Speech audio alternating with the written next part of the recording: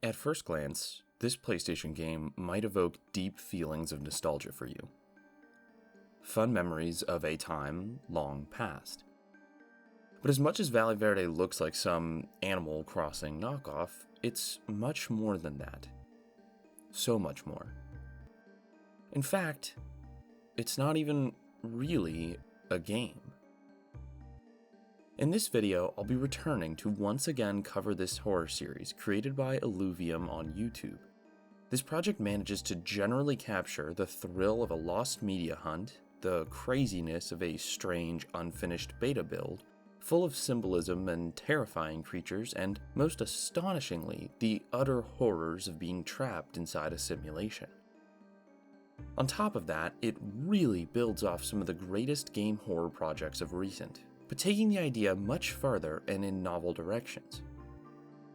If this idea interests you, I suggest that you stick around for the entire video. Today, I'll be doing the deepest dive into Valle Verde yet on YouTube and attempting to lay out what, thus far, has happened in the story, which I think is one of the most fascinating ones on the platform today. If you enjoy my video, hit the subscribe button to stick around for more analog horror coverage and iceberg deep dives. But for now, it's time to get started. If you're a longtime Seed Butter fan, you'll know that Valle Verde is not a topic I've shied away from. I was the first to cover it right when the first upload dropped, and I've mentioned it constantly in videos where I talk about horror on YouTube. I've wanted to cover this series again for a long time, but it wasn't until the most recent upload where I felt like I could come back to it, and then I had enough lore to work with and better theorize and explain the story. To get caught up to speed, the very first thing you should do is watch the original content on Illuvium's channel. While this video will definitely get you going, I highly recommend watching the videos themselves in full. The series is originally in Spanish, but there are English uploads with great care taken to subtitle them. For the most part, I'll be working with the Spanish versions in this video because it reveals some useful context, but I'll be flip-flopping when convenient. Also, if you want to hear some of my initial thoughts and theories and deep coverage into the first episode, you can watch the video I made on it over a year ago. If you're done with all that, or if you're just going to stay here, it's now time for me to tell the story of the videos uploaded to this channel. Like I said, I'm going to give a recap of everything that's gone down, pointing out all the symbolism and hidden details along the way, and afterwards, we'll start to connect the dots together. We're going to start from the very beginning.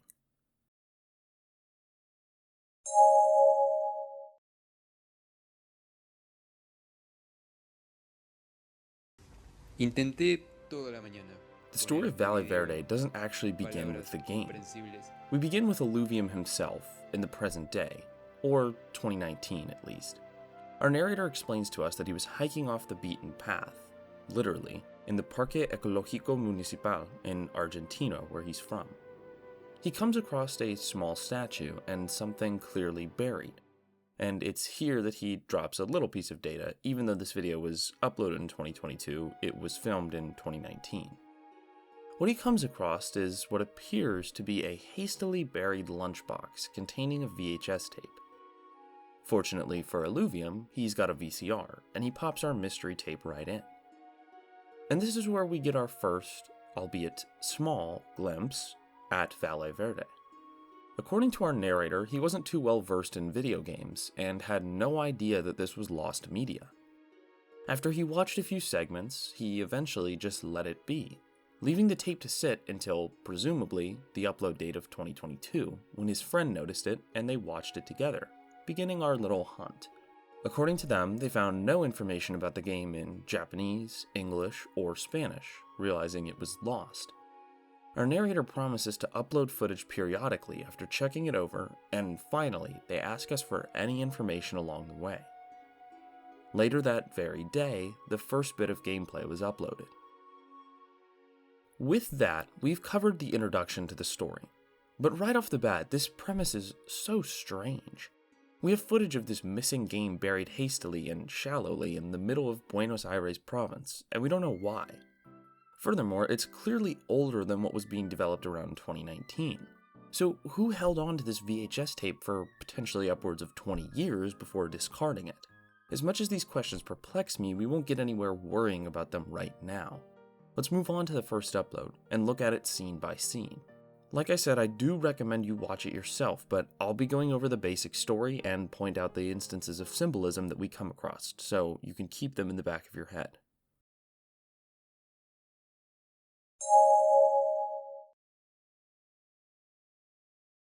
The tape opens with that classic PS1 intro. Before we really get to enjoy that familiar tone, though, we immediately see a sort of cover page on the tape, a set of notes written in English. Language is a very important thing in Valle Verde, and cues us in frequently on the who and where in the story. Whatever this is, it originated in Japan, but was found in Buenos Aires, and is being investigated by some group writing in English. Why on earth would that be? We're introduced to two names, Robert Saeturn and Pablo Gutierrez. The subject of the video, when translated, reveals the familiar name Green Valley. Note the recording date is February 14th, 1997, and that this is the 5th of 5 tapes, unless that means something else. Finally, take a look at the subject notes. Malfunctioning AI, corrupted learning data, and specialized hardware are all topics hitting a lot heavier than just a video game. But let's move deeper. We encounter the company Onyxware, a game developer with the slogan, "Your heart is in our hands." Perhaps a little on-the-nose foreshadowing. This is then followed by the logo of the Shizuoka Institute of Science and Technology, a real university in Japan. But the logo isn't the same, so for now I'm going to assume that this is not the same entity. Either way, whatever these things are, they probably wouldn't be people making video games. So could they have something to do with this specialized hardware? The game starts, and it appears the player skipped the opening cutscene. Again, the text right here reads that the game is loading, so you shouldn't turn off the brain. The brain.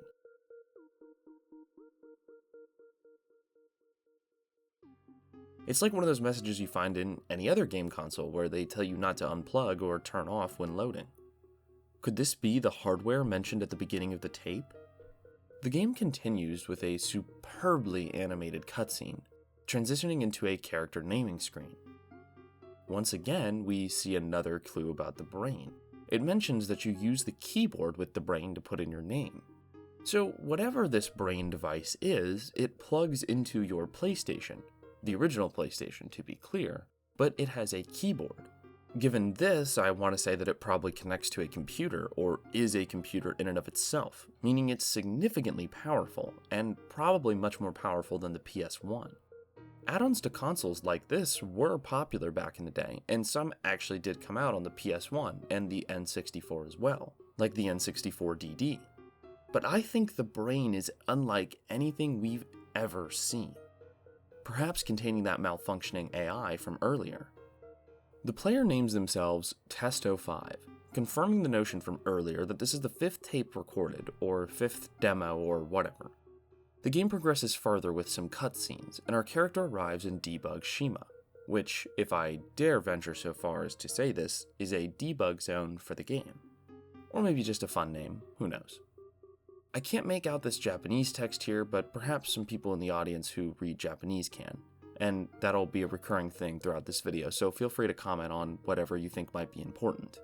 The player sees a gold statue of Foxo, the mayor, perhaps dabbling in the idea of a golden fox, which could have some spiritual significance. Foxo mentions something about branches of knowledge, which might be another bit of symbolism to discuss later.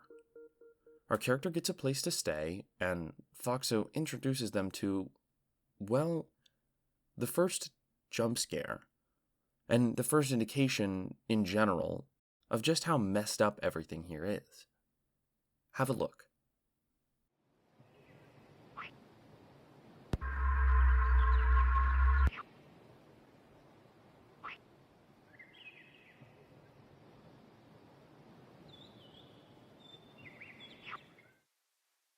What on earth did we just watch? Foxo presents us to some kids with realistic but distorted and terrifying images. They're from Georgia, Japan, Ireland, France, and Argentina. Right off the bat, we've encountered our first real creepy thing in the game setting up this conflict. I'll move on, but this is very important. Note also that our kid from Argentina is the only one whose photo hasn't corrupted beyond recognition. Now, we aren't off the hook after this strange incident. Foxo's speech bubble turns red as if he's become an enemy. Further, he makes some worrisome points. His statue is made of 99 karat gold, which would make it legitimately priceless, but also that someone named El Sonriente, or the Smiling One, gave him power over this area, and that it all belongs to him. For just a flash, El Sonriente says something else. Calm. Now, I don't know yet who El Sonriente is, but you'll soon come to learn he's one of the biggest mysteries with this series yet. And he may already be watching. You likely didn't notice it, but just a few moments earlier there was something, some apparition, perhaps merely a shadow, in the garage while we talked to Foxo. Foxo may be a villain, sure, but he's not the one pulling the strings. Also, maybe this means something, maybe not, but I just think it's hilarious how Foxo gives you some money and then just vanquishes it a second later.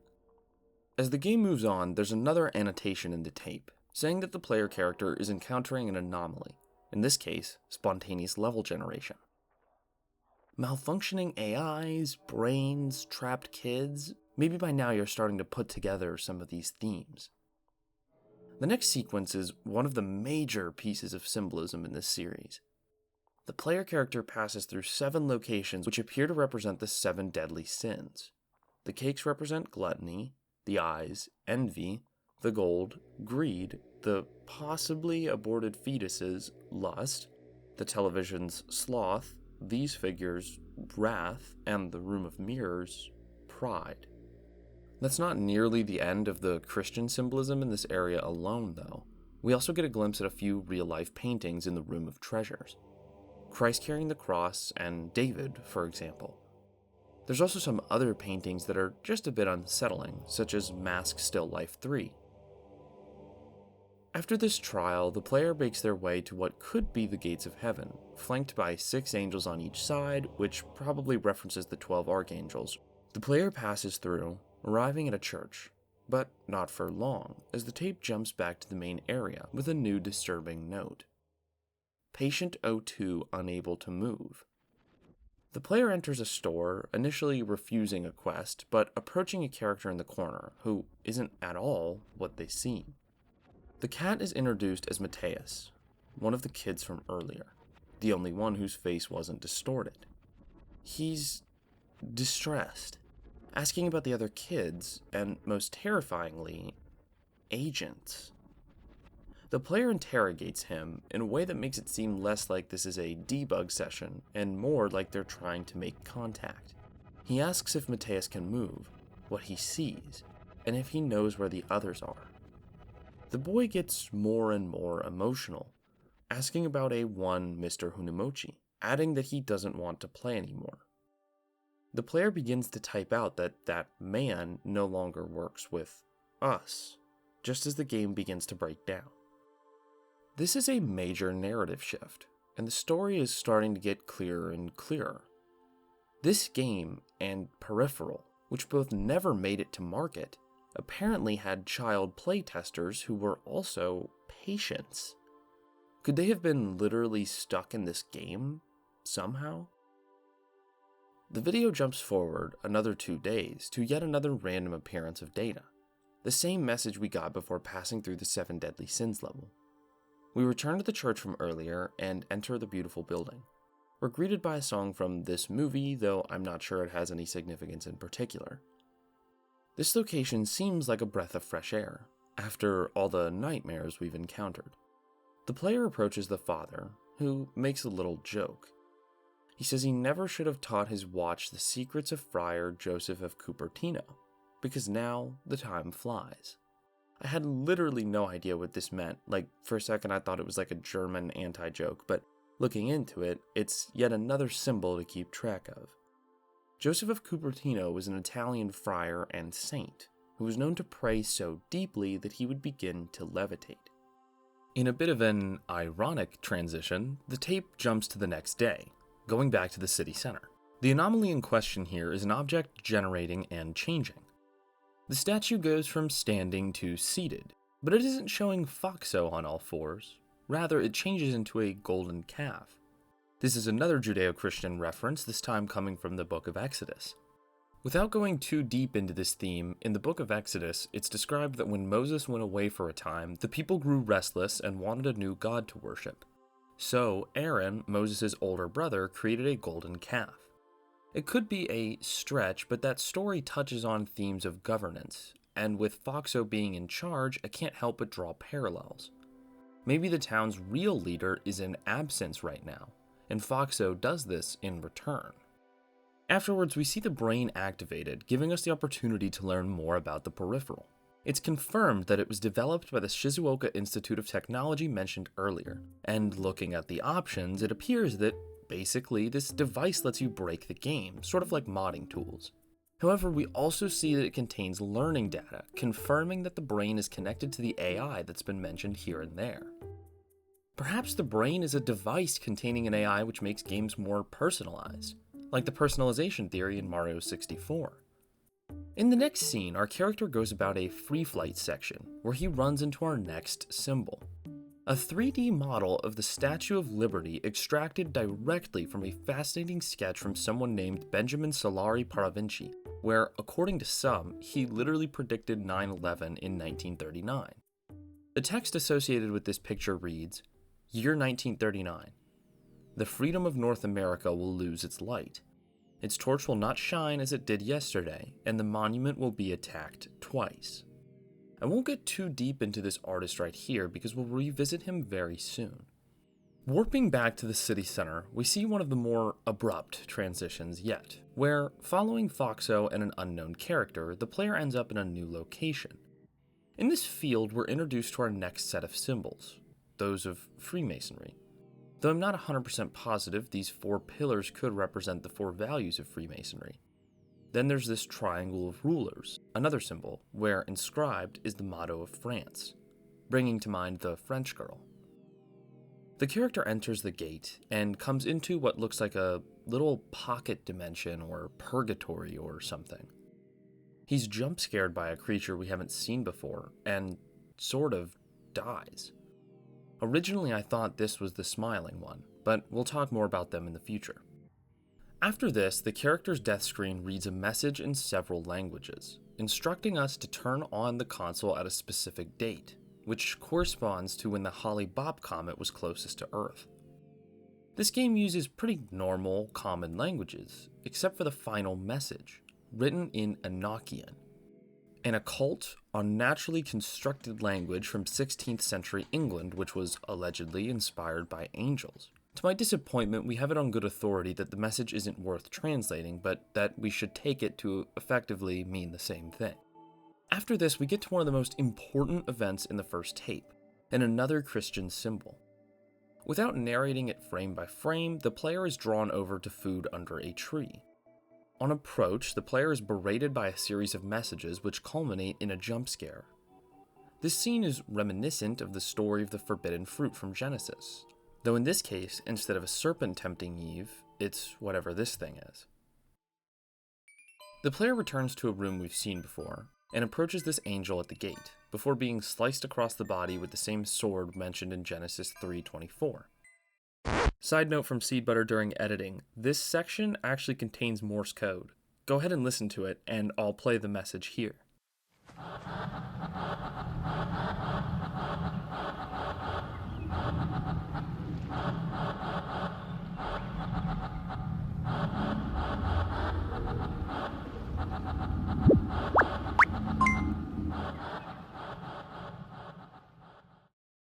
The player then walks around an apparent hellscape, encountering a bull statue and a man. Upon approach, we encounter a terrifying message. The man tells our player that this used to be a museum, and that he wishes he could go back, as if something has changed.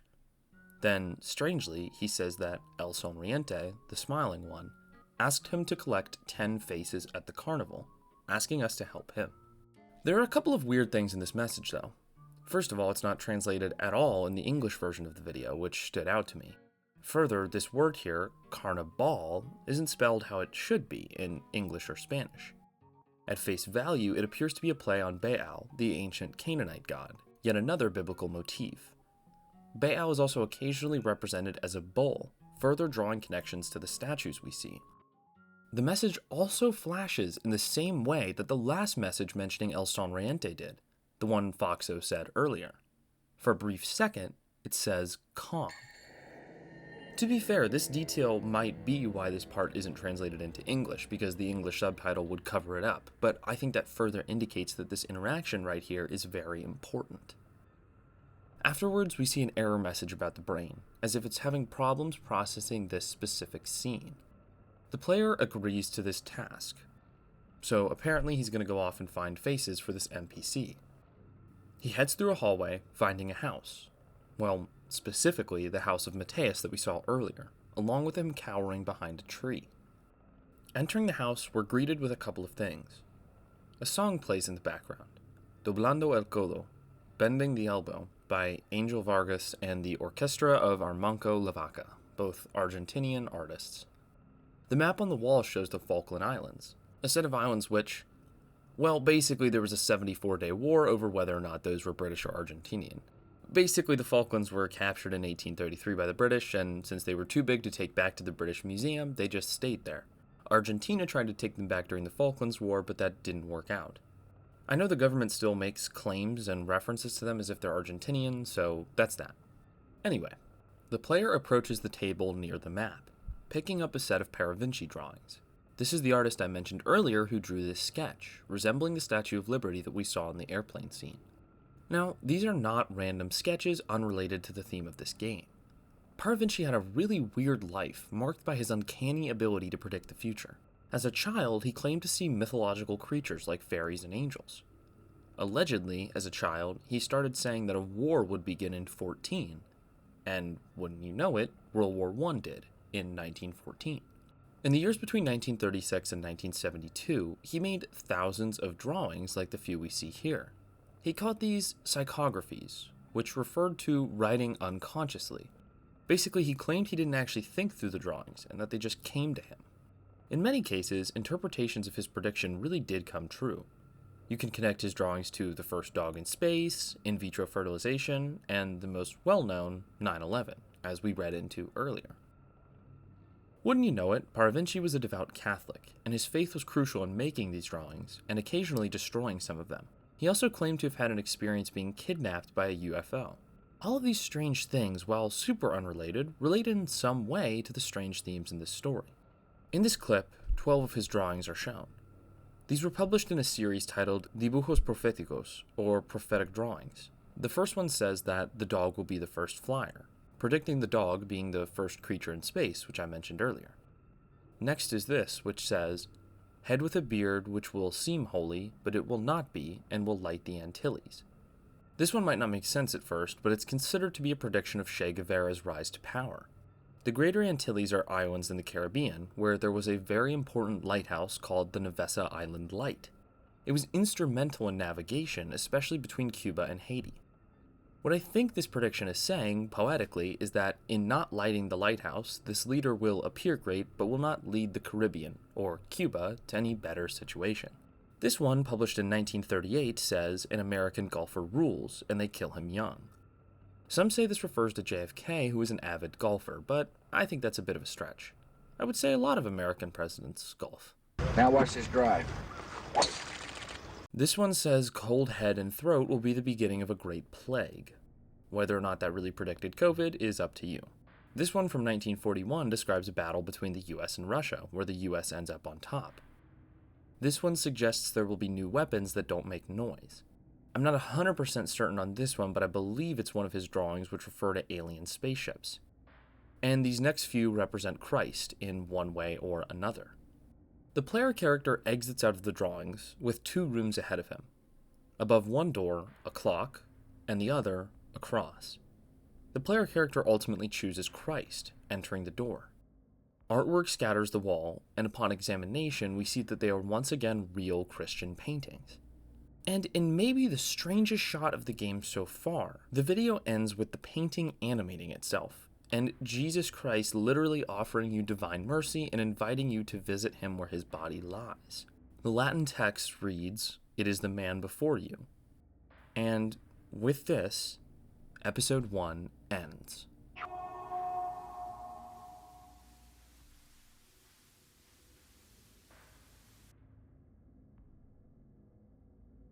By the end of this video, we have several themes, but not quite a theory. That's basically where I ended my first video that I made on this game over 2 years ago. I can't believe that much time has passed. I feel like my voice even sounds different from back then. Anyway, at this point in the narrative, I believe we have a beginning, an end, and a set of themes, like I said, but not enough to put together the story. Here's what I mean. We are obviously dealing with a creepy lost game.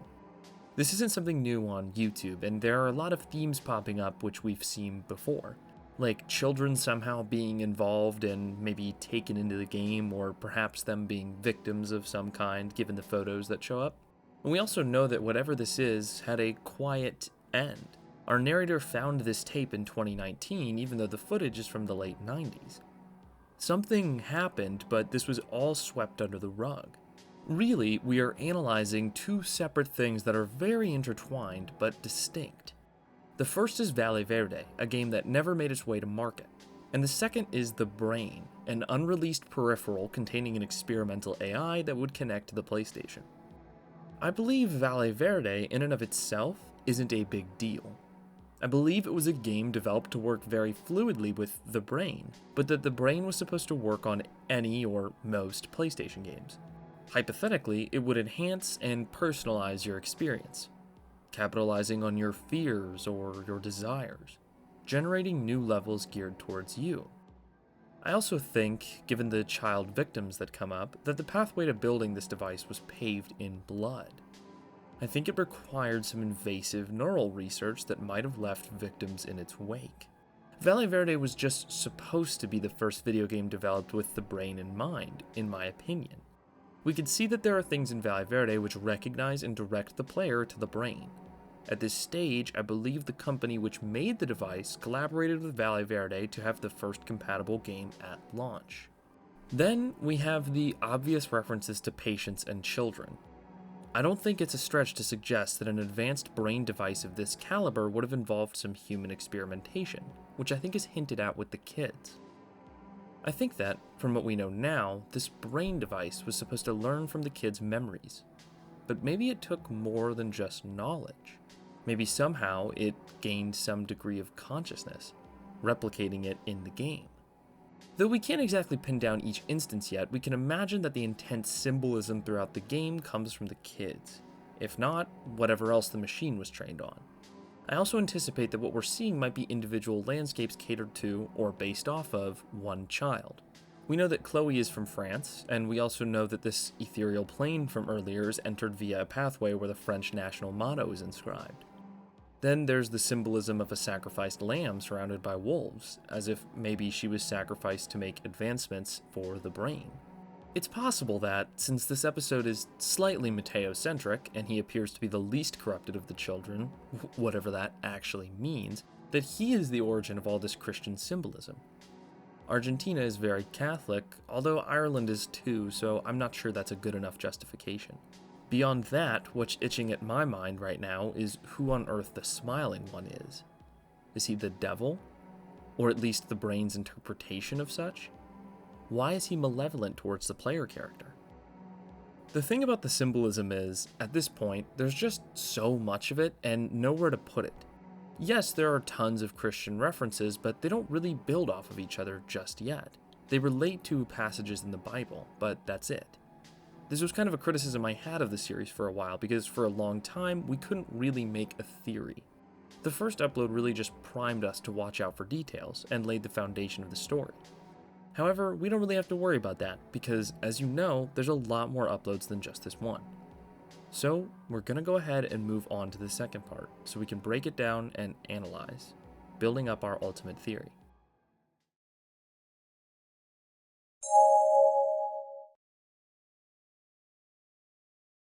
The second episode, if you can believe it, gets a lot weirder. We open to the player character exiting the garage. Looking in the inventory, we see that the Divine Mercy the player received at the end of the first episode is actually a tangible item, which allows him to return to the gate of the Garden of Eden protected by Uriel. This time, he presents his Divine Mercy, and a small door is created for him to enter. He isn't quite small enough though, and sort of just walks at it, until we cut to a new piece of anomaly footage. This time taken from 7:52 a.m. on February 26, 1997. Passing through the same no-clip zone used previously, the player ends up in an area a lot similar to the one which preceded that ethereal realm from the first episode. The same grassy field, and the same yellow triangle. This time though, there appear to be giant chess pieces moving around. It's clear they represent an allegory of the three wise monkeys. See no evil, hear no evil, speak no evil. This is an ancient Japanese tale, which could mean that this room has to do with Jansung if we go off the previous location having to do with Chloe, since Jansung is from Japan. The player moves through the gate, with the same French motto, oddly enough. Ending up back in that realm from before, we get a lot more information about it. The player zooms out on the map, revealing himself to be in the alpha zone of a larger area. Using the brain, the player activates an aerial camera, moving about it for a bit, encountering these strange creatures and something peculiar trapped in a rock. A golden angel, specifically the angel from Angel Quest, a cancelled French game for the PS1. What is a character from a real-life piece of lost media doing here? Could it be that some connection to Valle Verde is why Angel Quest never made its way to the market in real life? The model starts getting eaten by bugs, and the strange creature who jump-scared us in the episode previous makes another appearance, before thunder claps and the player is sent away to the same screen telling us to turn the console on the same date. What is this game's fascination with March 22nd, 1997? The tape cuts, and we enter an art gallery. We're looking at paintings to buy, and the curator recommends us to the Daughter of the Pink Rose. The player asks to examine it, and the curator switches from his own text to what appears to be an AI-generated response. Examining the painting whisks us to a new zone, and let's just say you might want to buckle up for this part.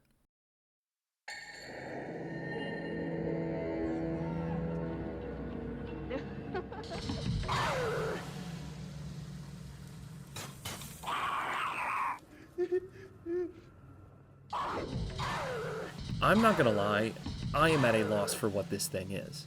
This is, in my opinion, the most terrifying thing we've seen in Valle Verde yet. Even if this poem is confusing, we can still glean some valuable information from it. First of all, we see the flying creature from earlier, so I think it's safe to say that whatever this is, it's located in the same realm the player has been to twice now. Further, given that it's actually separated into zones, I don't think this is a randomly generated mess, but an actual place within the game generated by the brain. Perhaps it's where all the unfinished concepts the brain generates go to, or what gets created when the brain glitches out. We also see this mass suspending the creature covered in these faces, which look exactly like the creature that jump-scared us in episode 1, and made an appearance a minute ago. So I think these aren't one single entity, and are rather just some sort of creature that are encountered in the plane. Part of me thinks this could be El Sonriente. I mean, it's creepy, and it's smiling. But it looks female, based on the laugh at least, and it's also imprisoned for some reason, described as the Great Betrayer. It doesn't seem like it's in a position of power. Being described as the Great Betrayer could mean it's some antagonist, and perhaps it has made deals with Foxo, for example, attempting to control things and pull strings even when trapped there. Still though, I don't think it's presented as a masculine entity, and I'm not sure it's El Sonriente. Something to think about though. I love how after that absolute trip, the guy just goes, "Interested?" The VHS jumps again to another date, March 4th, 1997. Just past 4 in the afternoon. It appears that, after a long time of trying, the player found out how to shrink their size and fit through the gate that opened up using Divine Mercy. We encounter the priest, Pietro, who seems to be maybe the only good guy in this series so far. He directs us to the inside of this chapel, telling us how he will show us something we must keep secret, and using our name for the character for the first time. Pablo. This has to be referencing the Pablo Gutierrez from the beginning, but how does Pietro know our name?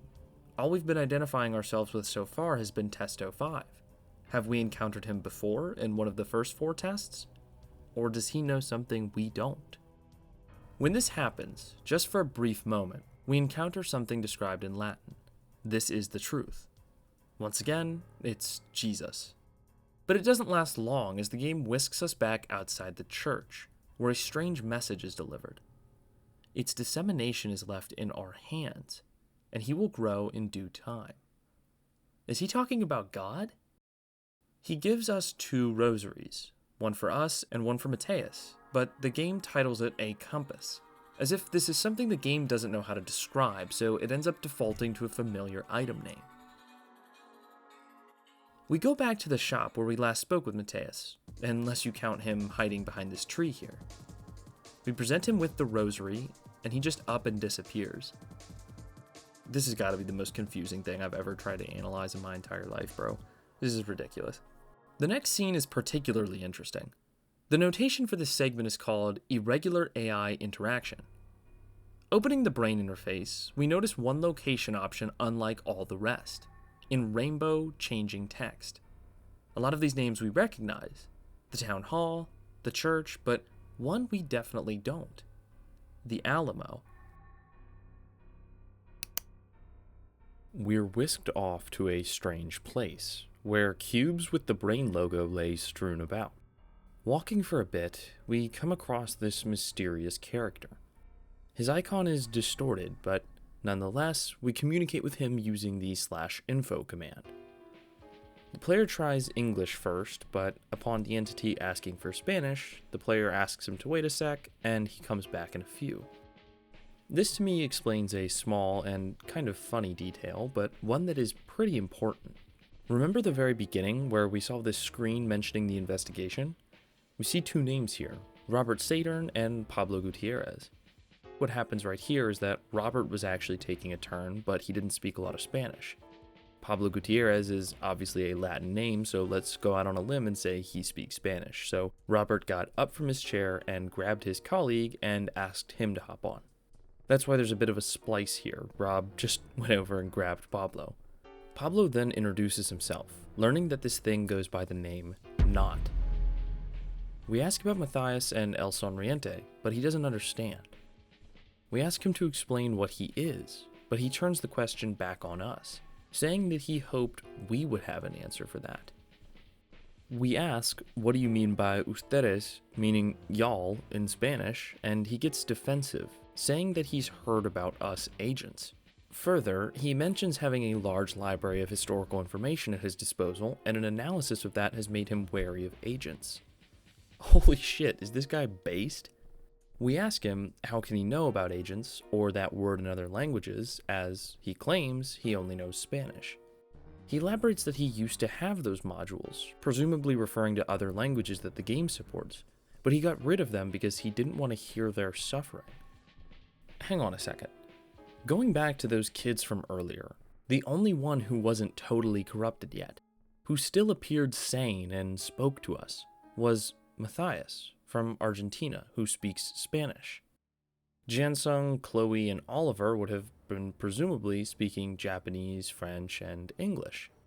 If we go off this logic, they were screaming for some reason, and it was so insufferable that Knot chose to delete his language models so he wouldn't have to hear their cries. Whatever happened to these kids was beyond imagination. Pablo asks Knot what this place is, and he replies that we're in Morinomachi, Japanese for forest town, and that it's the most remote place he knows of, past the cylinder that makes up the sky. He seems to get a bit mad with us for even being here, saying he wants to be alone. Pablo once more presses for explanation, and Knot cites the ceremony as his reason, saying that they subjected the children to it, and presumably he escaped. What that ceremony is, we don't know, and Knot won't explain it either, still saying that he doesn't trust us, even saying that we ourselves watched it and did nothing. They keep going, and eventually Pablo asks him to describe his earliest memory. What follows is a bit of a strange conversation. Knot describes that, though it feels like an eternity ago, He felt a fabric tug at one of his vertices, an intense light, and then the feeling of his own being, his true self, this close to some sort of enlightenment. We push for more info, and he says that he took on this form because it felt close to whatever he was, almost as if Not felt like a man. He also mentions interacting with others, as if there were more entities in this plane of existence, with their own aims and objectives. We ask what happened after, and get yet another snippy response, so we sidestep, asking him how he thinks about what happened, and he replies similarly, not wanting to talk about it. This feeling persists, and he disappears, leaving just the shadow of his form behind. The video cuts to another anomaly, this time dated March 12th. We enter the library, asking the clerk if we can see the files. Upon asking for info, we're hit with some stunning figures. The library contains thousands and thousands of songs, movies, books, and games, something much greater than any memory card for the PS1 could handle. To me, this is a further indication that Valle Verde was developed in tandem with the brain, not as separate entities. I mean, how else would it be able to contain this much information? The clerk mentions that some files were generated automatically, perhaps in the AI's doing. It also mentions local libraries, one in Debug Shima, where most of the earlier footage took place, and one in Forest Town, where we just were. Curiously, there are only 10 items at the local library in the Forest Town, and guess what? All of them were generated automatically. It's as if Forest Town wasn't at all programmed by those behind Valle Verde, and it's perhaps entirely AI generated. We ask about seeing the files and browse through a selection of games. And this is where the series takes on one of the greatest artistic twists that I could have imagined. We see a couple of games, real and fake, and this scene really highlights just how detailed this story is. The games that are real and did actually come out in real life are shown as incompatible with the brain, which is genius. It keeps up the theme of this being real lost media. Not only do we see these games, but we see who played them last, with the familiar names of the kids, and oddly enough, Foxo. The player lands on Tharsis, opening it up and playing it. Then, this is the big twist I was mentioning. I remember this blowing me away when I first watched this upload. Tharsis is given a whole intro of its own, like an entirely new game, including a fully animated intro film. It's fascinating. I really encourage you to watch it. And interestingly, we get our first 3D model of the brain here, which is insanely useful. If that's the keyboard in the front, it would mean that this is basically a large computer, sort of like I imagined earlier. After the cutscene plays, the player character is dumped into the game, and is immediately hit with an error message that the brain isn't connecting properly, and in a flash, the level corrupts. We see a transition that feels eerily fleshy and neuronic. I mean, just listen to it, and pay attention to the visuals.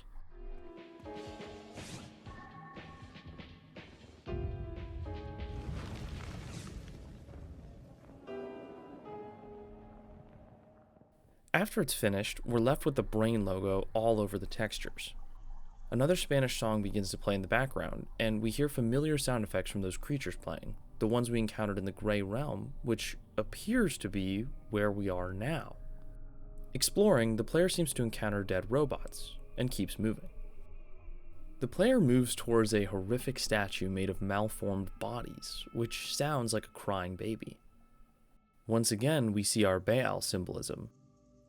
In biblical literature, Baal was cited as receiving child sacrifices frequently, which might explain these crying babies here, as if they're an allusion to lost souls sacrificed to this false god. The player approaches the statue, but out of nowhere, the actual bull creature comes over to the player, summoning what to me looks like a big slug, grabbing them, shaking and biting until we're killed. We're kicked back to the main screen, receiving this error message, which, before anyone gets curious about it, is a code. It's base 64 and translates to, "There can be no peace in this world." The next scene takes us back to the house of Mateus, just like where the first upload ended. We hear more Argentinian music in the background, and the player character returns to that stack of Paravinci drawings from before. But this time, he picks up one more. One final drawing, This sketch, from 1938, is considered to be one of Paravinji's predictions of nuclear war. Roughly translated, it reads, "The son of explosions arrives now. He will deliver war. Men will go mad, and the chaos will be to nullify men's chaos. God's chaos against man's chaos." We leave the drawing behind, with our attention drawn to the sudden noise of the TV. What begins to play is an actual episode from a show called Life Worth Living. Now, the way this is presented is super interesting. So this was a real show from the 1950s.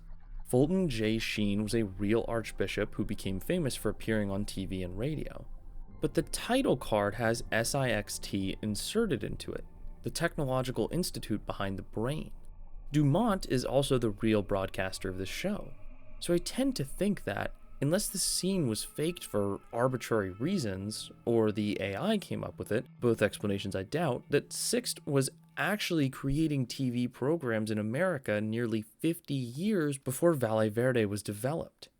Maybe it's just a fun addition to the story, but this little detail is the catalyst behind my theory, which I'll explain later on.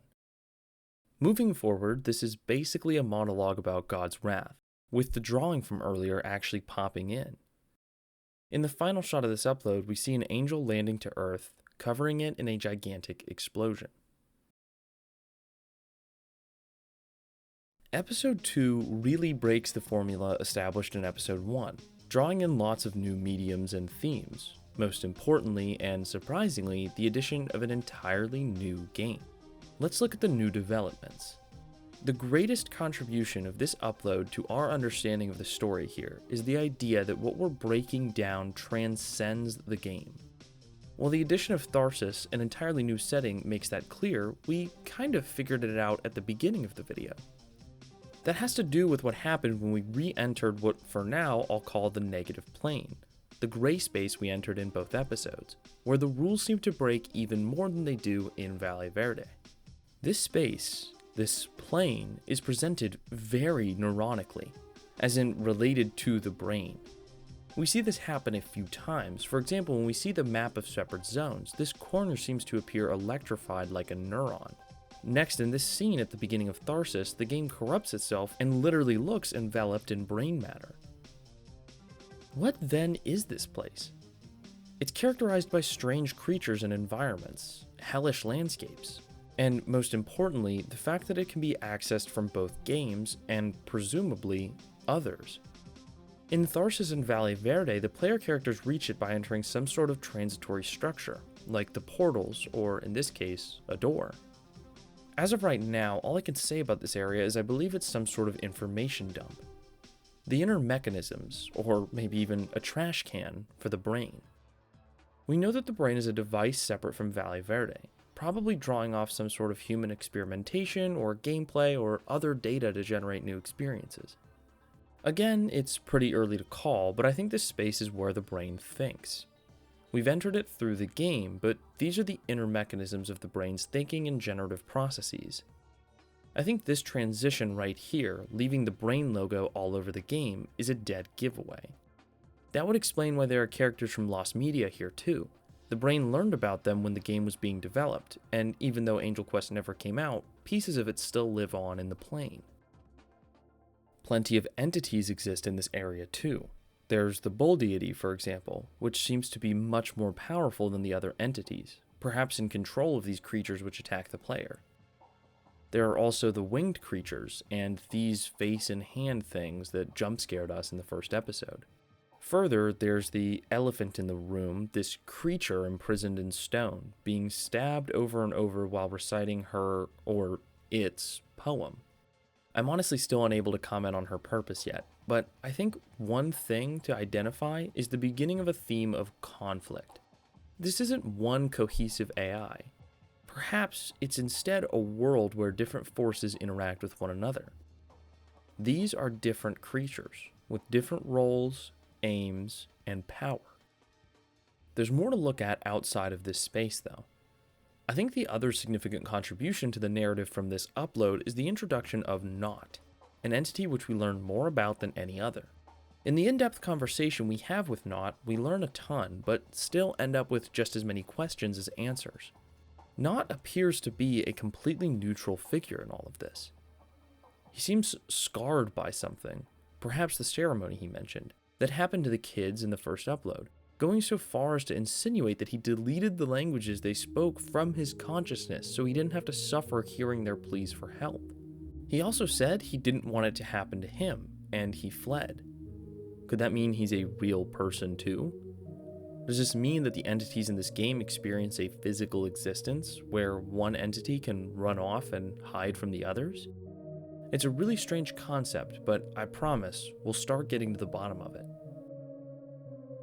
One idea I have about Nott is that he could perhaps be one of multiple AIs living out their existence in the brain and Valle Verde. It appears that when the brain connected to Valle Verde, it created this shared existence between the games, where some elements of Valle Verde bled into the brain's consciousness, and simultaneously tons of themes and entities spilled over from the brain into Valle Verde. Could all of the corruption in Valle Verde exist because of imported consciousnesses, entities, and AIs from the brain? Could that be what Nott is?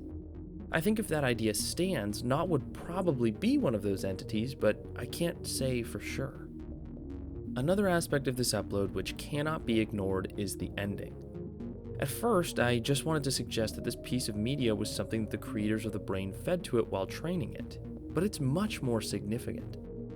Namely, the fact that it was literally produced by them upwards of 40 or so years ago. That's not an insignificant detail. Why would a neuroscience company be developing apocalyptic media? Thematically, the video itself tends to make very broad, generic statements about the hubris of mankind, but it must be very significant to the brain if it's made the jump to Valle Verde like this. What I can say for now is that we have 2 more uploads to cover, and we have to get through those before we can theorize too much more. I'll also point out that after this upload came the 5 Stars collection, a set of videos uploaded by Illuvium as the soundtrack of this project, alongside animations and unseen angles of some of the locations we've seen. There are some clues in here, so we'll go over those, but story-wise they aren't super important.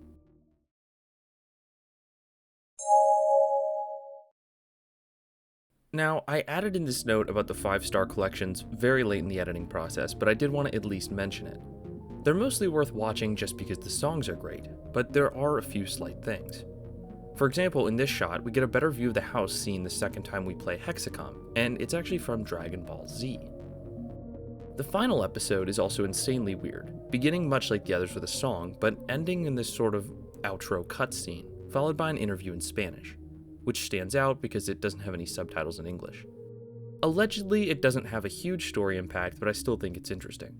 If you like this video and you really want to get involved with digging deeper into this project, I suggest you hunt for clues in this playlist, if you're interested. Now that that brief coverage is done, we're now going to move on to the third, and so far, final major upload for Valle Verde. Let's dive right in.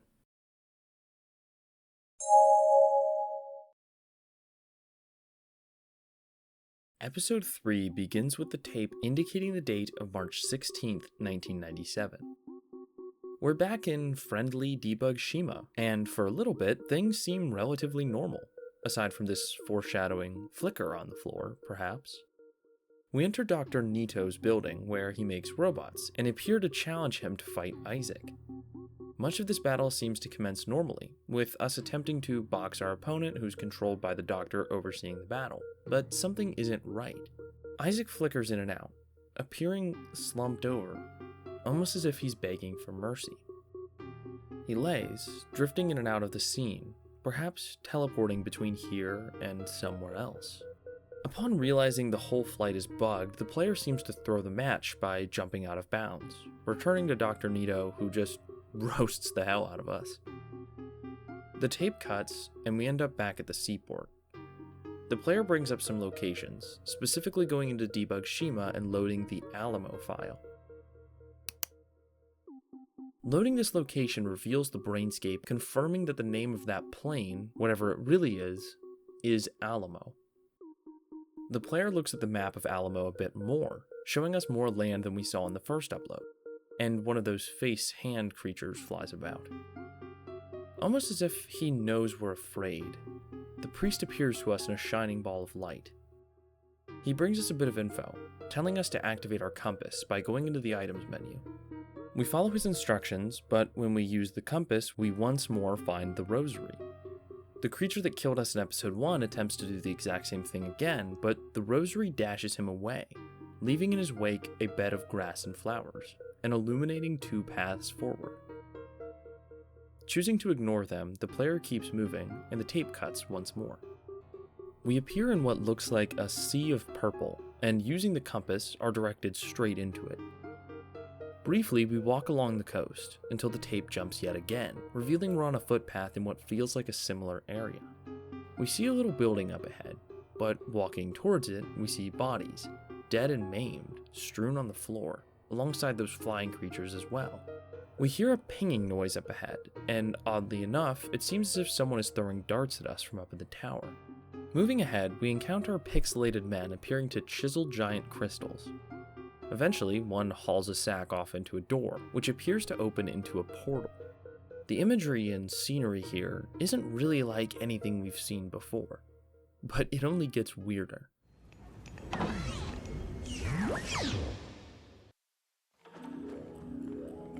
The player checks the map and confirms we're still somewhere in the Alamo. All around us, those same workers are hauling materials from place to place, hammering away. We're surrounded by a circle of statues, some familiar, like the angel, and some still alien to us, like this blue character. And then there's the Eiffel Tower. Ugh, France, the scariest of everything. The game appears to load for a bit, but once it's finished, this guy pops up, casting some sort of spell to come down and talk to us. A text bubble introduces him as Morphelius Oraculum, and he asks us our name. This is where something a bit interesting happens. We try using the /info command, which we've successfully used a few times before, like with not, but this time Morphelius brushes it off, simply calling us by that name, suggesting that this command has less of an effect on him, and maybe we're playing by his rules. We ask his name, which he again brushes off, but accosts us for arriving at his scene too early. Almost like he's setting up for something grand which hasn't happened yet. We ask what this place is, and we find it's his magical workshop. He tells us that this workshop is about to become a gallery, as if that's some sort of event that he was planning for when we showed up early. We ask him if that means data is stored here, to which he says no, saying he works with the data to make, well, whatever he's making. We keep up this cryptic conversation with our coy friend, trying to get at exactly what this place is. An interesting thing he does tell us is that, at one point, he used to be just as confused as we are, and that the dying eye is his secret. We get a closer look at it, seeing it's a game item. Eventually, though, he agrees to show us an example of what he's doing. We're given the chance to pick from what looks like different game demos. We landed on picking something called Buenos Aires' Ocasus, a Latin word for downfall. And this is where we see another extremely puzzling sequence, kind of like that imprisoned creature from the last episode.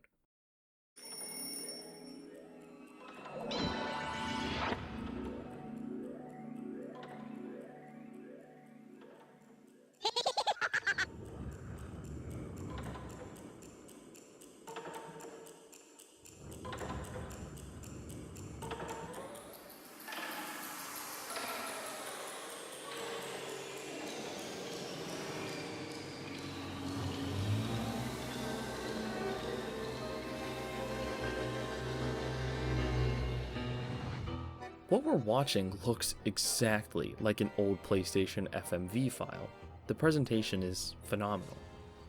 Although, why exactly this Godzilla-looking fellow was wreaking havoc on Buenos Aires, I couldn't tell you. And who is this Morphelius guy? If I had to guess, his name is drawing off of the Greek god of dreams, Morpheus, and the Latin word for oracle. Dream god oracle.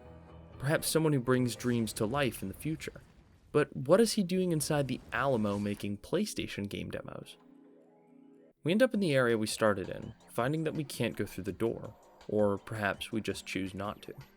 The tape jumps to another area, this one more decrepit than before, covered in those birds. Upon examining a cage up ahead, we again find the angel from Angel Quest, on top of what appears to be boxes with Foxo's face on them. We walk through the space, which at first glance seems to be a den for these birds. I think this might be a nest for them, and above it seems to be a strewn and decayed heart. Strung up in the dead trees, we see yet another robot. Poor guy, looks like he got caught by the birds who tore him up a little bit. We try to walk into the purple water, but find ourselves shocked to death, and once more at the kill screen we've seen a couple times now. This leads into the next tape jump. This time the segment begins on March 22nd. We end up back in Debug Shima, but things are a lot different. The ground seems to be riddled in cracks, as if an earthquake tore this land apart, giving rise to a blue abyss. Surrounding the centerpiece of the town are the characters we've seen before, adorned in gold masks, holding small statues of gold bulls. By the looks of it, this has to be the ceremony not mentioned earlier, and I don't think it's going to be very good at all. Everyone remains silent for a long time, as we jump from 7:02 a.m. on the 21st to 3:22 a.m. on the 22nd, with no one moving a muscle. But then, it begins.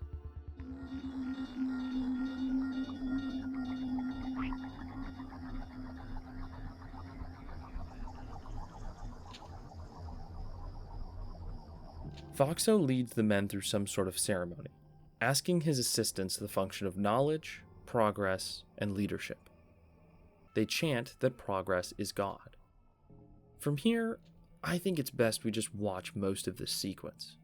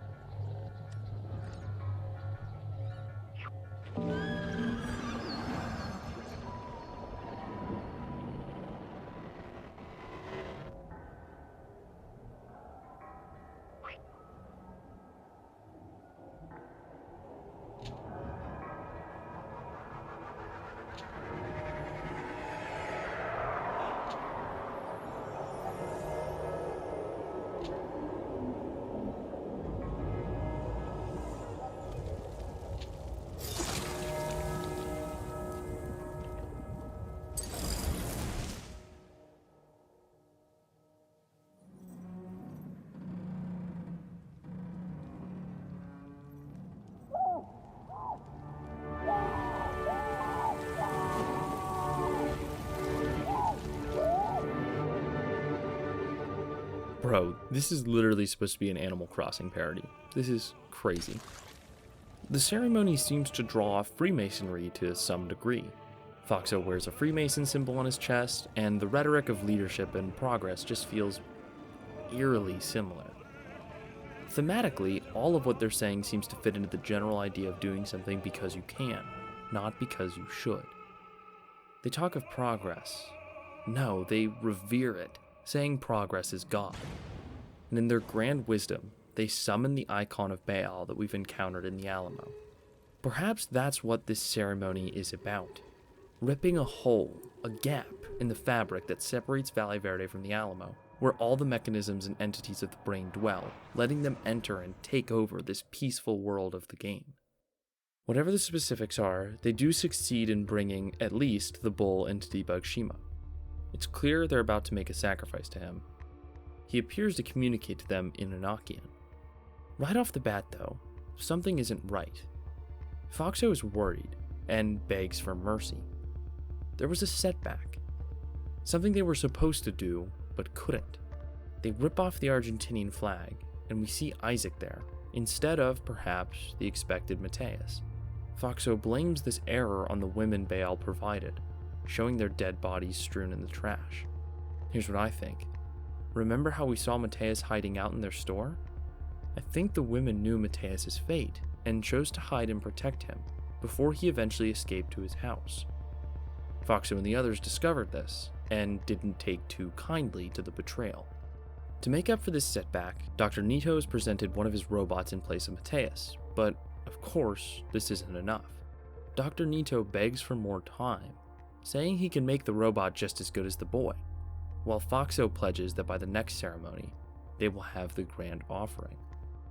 Baal doesn't seem to take any of the excuses given by Dr. Nito, who is sacrificed in place of the boy to bide more time into the great offering. As the others sit idly by, his skin burns off, his mouth is sealed, and yet, we still hear his scream. So much emotion is conveyed by Foxo right here. This is just so artistic. The town rains in blood as he eventually burns into nothing but an ashen corpse. It looks like this might be what happened to the other robot we saw in the Alamo, perhaps explaining what put him there. When this all ends, Baal leaves.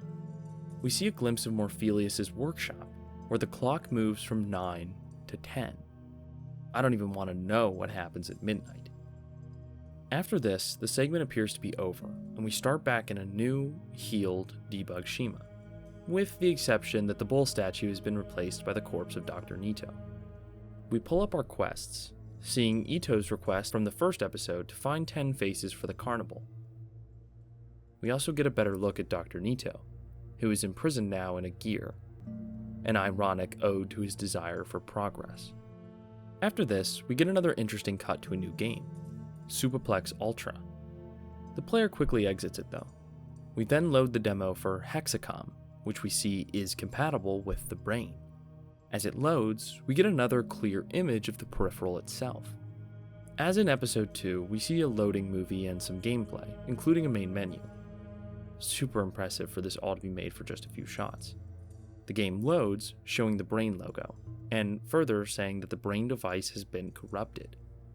Our player character quickly makes his way to the start of the level, but right off the bat, it's apparent that something is wrong.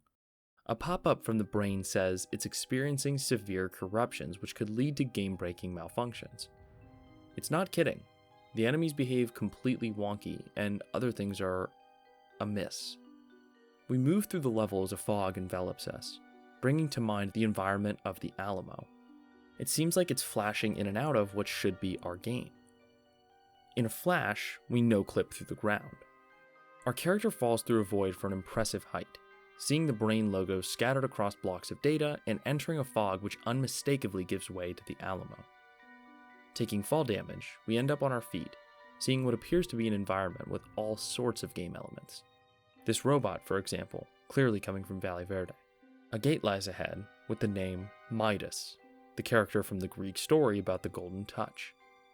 Something I came to learn very recently is that this is actually a level from Tomb Raider, showing just how far the media mixing has come. Drawing our weapon as we enter, we zoom in on this abomination. A face with a gaping mouth and an eye, as well as a dead warrior. We approach another one of Dr. Nito's robots, and then come to find several of them, all doing tasks. All of a sudden, while examining the figure, we're bit from behind by that caged lion we just saw, and hit with a spear. This isn't the end though, as we're given a chance to retry. We don't make it that far into the level this time, as it seems to have corrupted even more. We see the same blue gaps that were in Debug Shima earlier. When we land in the Alamo this time, we die instantly of fall damage, since there's nothing to break our fall. We get another base 64 cipher, which gives us a message in Polish. Translated, it reads, "Mankind will not know peace until it turns to trust my mercy." Instead of trying again, the tape cuts once more, this time to April 2nd, and we're back at the church from Valle Verde. We see the same cultists from before, and the angel that stood before us at the gate in episodes 1 and 2. Approaching Foxo, we see the priest, Pietro, apparently shielded by the angel, and the cultists standing by, probably ready to get at him the minute the shield goes down. We speak with Foxo, who states that this old structure is barely hanging on, and that it's a hazard to all. Something else he wants to destroy in the name of progress. He gives us a quest to install something in the church, which we accept. He then gives us a smoking square, and wouldn't you know it, it's the same shape as the gateways to the Alamo that we entered previously. To destroy the church and get the priest, he wants to tear into the Alamo directly from inside. We enter the church, greeted by an angelic chorus. However, unfortunately, we do go through with dropping the smoking square. Immediately, a dark gray cover runs through the church. As we look around, we see the church destroyed, and hear, oddly enough, a news broadcast about the death of John Paul II. The audio starts to skip, repeatedly saying 33 days earlier, and we're surrounded by shadowy figures who resemble the priest. As they come to fully encircle us, we encounter a blinding white light.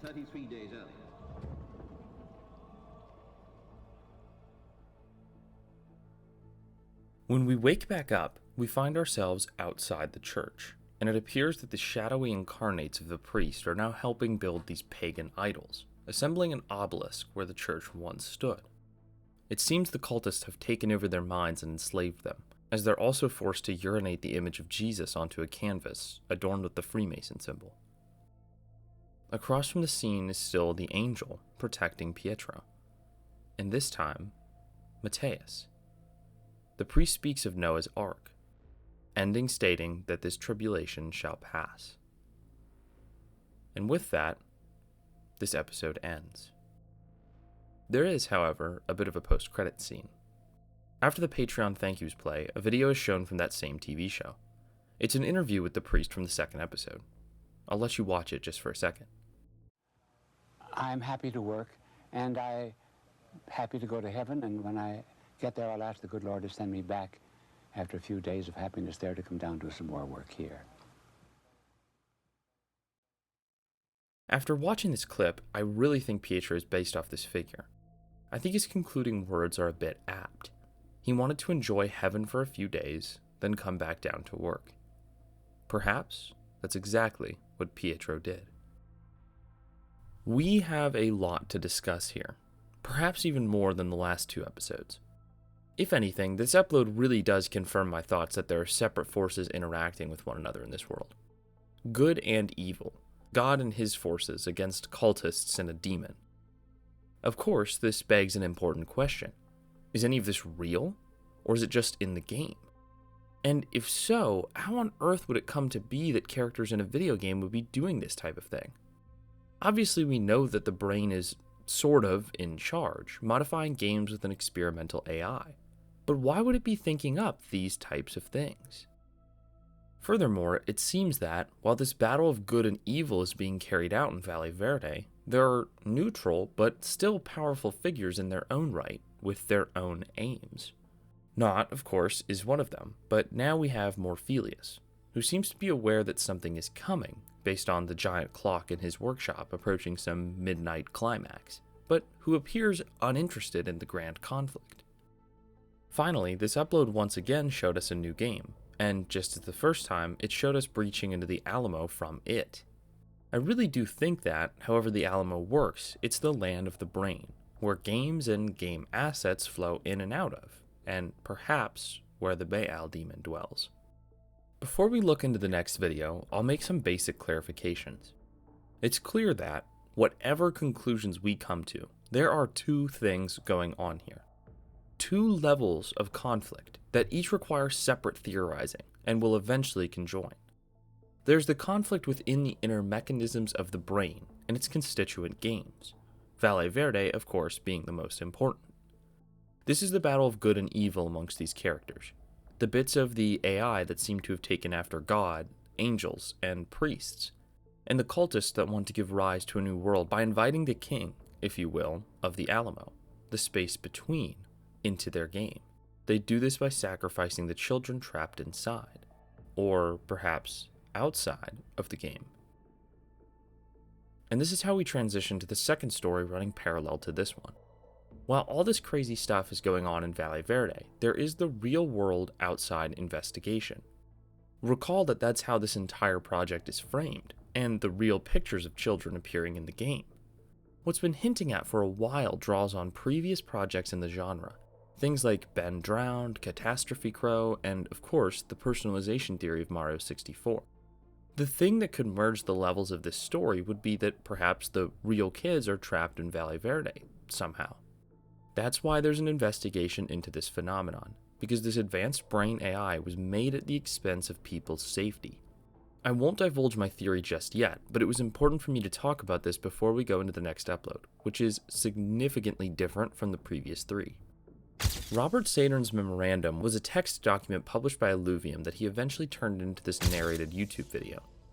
I do encourage you to watch it yourself for the immersion, but I'm going to summarize it in brief. It answers a lot of the questions we had about what this investigation really was, telling us what's going on in the real world. The tape opens, addressing the memorandum to the Deputy Director of Operations, via Operations Officer Robert Saeturn. It's dated December 20th, 1996. The contents of the memorandum include a briefing on DPMSL technological developments. It also identifies a report that was written on December 9th, introducing their involvement with the case. But this report is a more comprehensive analysis, following an investigation. This memorandum is connected to reports from SIST, or the Shizuoka Institute of Science and Technology, which were made for the Japanese government, about DPMSL, which we learn stands for a study for decoding and preserving mental synaptic languages. The reason that this report exists is because one of the 5 study participants died under observation due to heart failure. Saeturn follows up that, after this incident, the board of directors for the study, alongside Dr. Kunimochi, the director of research for the program, told the Japanese government about the loss. Japanese officials visited the facility and took steps to prevent a, quote, diplomatic incident, making me believe that whoever died was perhaps also a citizen of another country. It is clarified that Saeturn works for the FBI, and that the FBI were made aware of this incident in Japan after being informed by an attaché, indicating, to me, that this first death was an American citizen, or a dual citizen. This would of course get the FBI involved, as they can conduct investigations into the deaths of Americans abroad, when invited. The report was brief, but did pique the interest of the FBI, who asked the Japanese government if they could visit the facility and conduct an investigation. And here's the one line of dialogue where we finally legitimize what I've been saying all along. Date. Since the last memorandum, we have not been able to safely disconnect the remaining subjects. Despite advancements under the intensive care unit, 2 of the subjects, Kazuya Murakami and Oliver O'Reilly, have begun to show signs of vital deterioration, despite the contradictory presence of strong neuronal activity. To fully understand the current situation... So, whatever's going on here did involve human connection to some research apparatus, which, through some domino effect, culminated in the events of Valle Verde.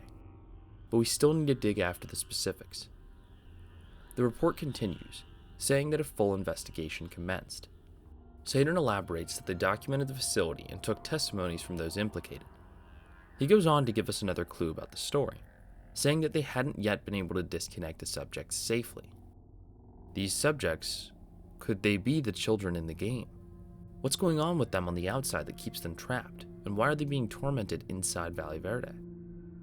Maybe some elements of the game, or the factions within it, are representations of these efforts to wake them up? Next, the report name drops 2 of the children, Oliver and Kazuya, the ones from Ireland and Japan, saying their vitals are dropping, though their brains are still active. Then, Saeturn talks about TH brain, so I guess it's not the brain, but oh well. He says that this project, the DPMSL investigation, began in 1994, a continuation of a previous investigation which he calls C1, that ran from 1991 to 1993. It was ran by a Dr. Kunimochi, who is painted as a figure somewhat untrusted by the Japanese authorities. Because of this, he sought out private funding. He hosted an investor meeting with close contacts, including one Georgy D. Kostov, convincing him to fund much of the project, and also giving him permission to stick around and observe. Kostov didn't participate, but he recommended one of the participants join, Jansung. At this point, it appears that he didn't have any intention of wrongdoing. Saeturn suggests his role was minimal, but it does become more important later. With this funding in hand, the Institute went after recruiting 20 subjects, including Jansung. The recruits included someone named Kazuya Murakami and 18 others, but of these, Jansung is the only one still stuck to the device. Here, Saeturn drops an interesting little tidbit. The subjects participated in short 1-hour sessions of neural interaction and reading, where they were sedated and connected externally via surface electrodes to the receivers of a device capable of encoding and storing the information in an extensive database. It suggests that humans connected to the brain have the ability to influence it in some way, by, at the very least, giving it ideas. He describes that, initially, participants used surface electrodes, and this yielded positive results with 0 side effects. However, Saeturn then describes a pattern leading up to 1995. Soon after, Saeturn describes a pattern leading up to 1995, where research results were produced, but funding was running out. There was a bit of a pressure to accelerate, if you catch my drift. Kunamunchi once more sought out private funding, eventually contacting a man named Isawa Awasaki, director of a new company called Onyxware, who, of course, develops video games, and was looking for an innovative way to insert themselves onto the market. And this is where the whole thing was born. Awasaki and Kunamunchi grew closer, and the idea of a peripheral to create quote-unquote organic experiences fostered. Not only that, but Awasaki was overseeing the development of Onyxware's first game, Valle Verde. Kunamunchi, seeing the financial potential in this collaboration, presented the idea to various businessmen in Japan, suggesting that, if his research was funded further, they could develop this peripheral for the PlayStation. There was some success there, and Kunamunchi paused the brain research to focus on developing the peripheral. In doing this, he met Ken Kutaragi, the real mind behind the original PlayStation. He would help ensure compatibility behind the peripheral and the console. After 10 months of development, a prototype was designed, leveraging data from previous DPMSL studies. The device would extend the PlayStation computing power and could generate its own audio, text, models, maps, you name it. It was also fed a library of public domain texts, movies, and songs, making up what we see in the library, to cover up gaps in the data missing from the DPSL research. The team agreed in developing the device further, but disseminated some prototypes to investors for the purpose of developing compatible games.